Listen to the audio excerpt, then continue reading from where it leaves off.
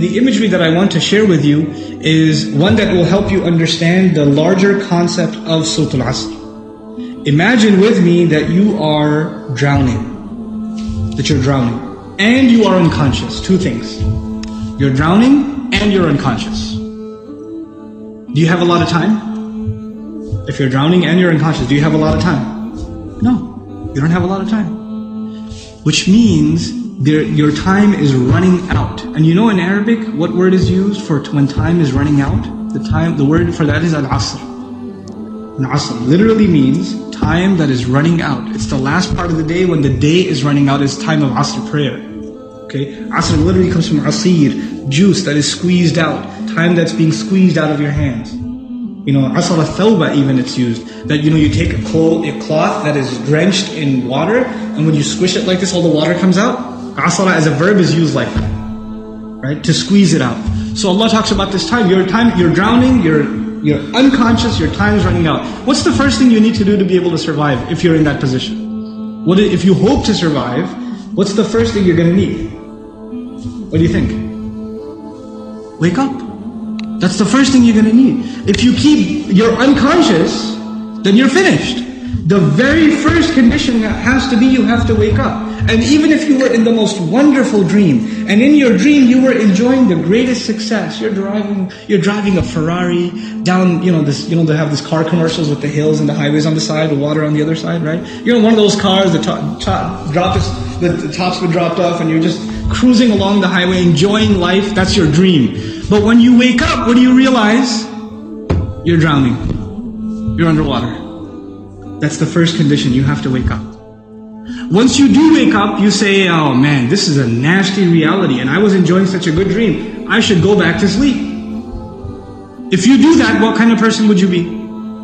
Insane. You'd be insane. Or someone at least who has no courage to accept reality. Because they found reality to be very difficult, they decided they're going to put themselves back to sleep even though they woke up. Does this person, if he drowned, can he blame anybody else? The one who woke up and went back to sleep? You think? Someone who never woke up, maybe, right? But the one who woke up said, this is not good. And they went back to sleep. They have no one to blame but who? Themselves. They have no one to blame but themselves. Now, let's imagine that they did wake up. What do you have to do next? Oh, it's pretty bad, I'm drowning. Even if you don't know how to swim, will you not use every muscle in your body to make certain kinds of motions to go towards the surface? Wouldn't you do that? And you will make certain kinds of motions that make you go further down, and certain kinds of motions that will make you go up. And once you discover which ones help you go up, you will only do those, right? You will do those. In other words, the first thing was you have to wake up. The second was you have to swim. You have to do something to try to get to the surface.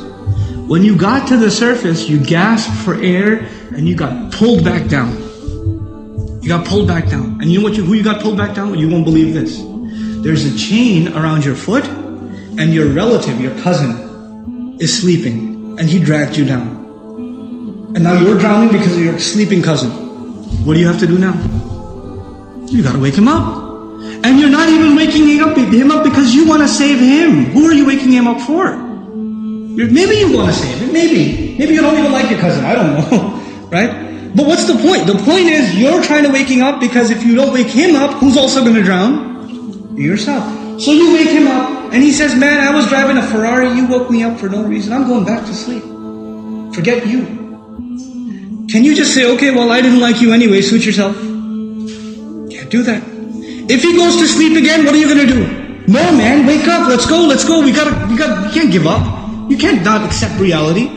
And you have to keep trying to wake him up until he finally says, okay, fine, what do we do? He says, you say to him, let's swim together. Both of you come up together. The third time, you both get pulled down by your grandmother, by your aunt, by your neighbor, by your son, by your daughter. Does the process continue? The process continue? There's a 4-part process to this people surviving. The first was they had to wake up themselves. Then they had to try to swim. Then they had to tell other people that they're tired too. This is the truth. Let's go.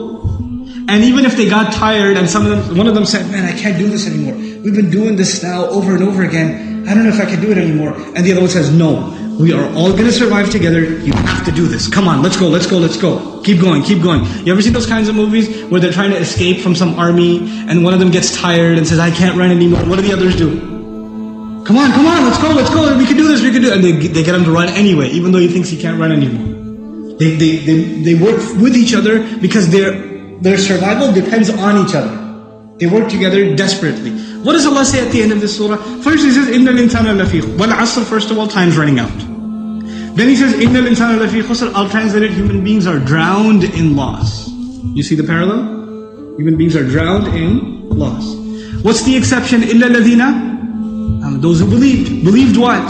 Allah didn't say آمنوا بالله وملائكته وكتبه ورسله واليوم الآخر والقدر خيره وشره من الله تعالى والبعث بعد. Nothing. He didn't mention anything. Even though all of those things are included. According to the siyaq of the surah, the context of the surah, what is the first thing these people have to believe? That they're in loss. That they're drowning.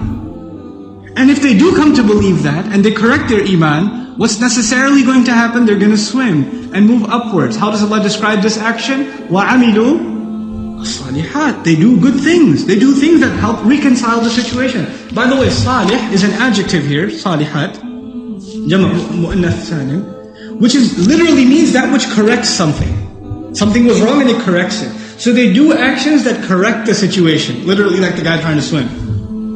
But because they were tied to other people, what else did they have to do? وَتَوَاصَوْا بِالْحَقِّ. They had to tell the other the truth. And it's not even أَخْبَرُوا عَنِ They told them about the truth. No. They had to wake him up and let's go, we have to go. No matter, and over again. Tawasi even has takrar in it. It has repetition. Over and over again they said, this is the truth, this is the truth, this is the truth. You know why? Because the people you're trying to save, even if you wake them up temporarily for 20 minutes, 30 minutes during a khutbah, guess what happens when the khutbah is done? They go back to sleep. They start drowning again. So what do you have to do? You have to go and wake them up again. Then they get sleepy again. Then you gotta wake them up again. This is tawasi bil haqq. And you might get tired of doing it. You might become impatient. So Allah also adds, وَتَوَاصَوْا بِالصَّبْرِ. You gotta keep doing it. Sabr means consistency, constancy, perseverance, patience. You gotta remain on point. You gotta keep doing this.